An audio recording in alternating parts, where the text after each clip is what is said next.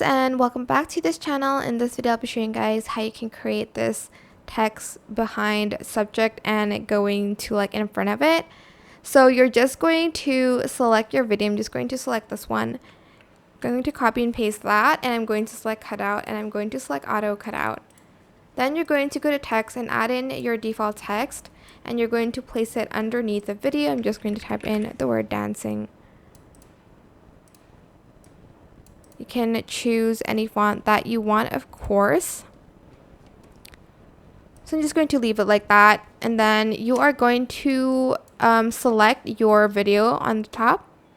And you're going to basically add in a keyframe at the beginning. And like maybe in the middle, you're going to put the opacity down to 0. So it moves from like behind the person to in front. And that's it. It's as simple as that. I hope this tutorial was helpful for you guys. Don't forget to like, comment, share. Also subscribe to this channel if you haven't done that already. If you have any more questions, just leave it in the comment section down below. I will try my best to answer them all for you guys. And if you found this video helpful, please click the thanks button above the description box down below. Thank you so much for watching this video. Bye!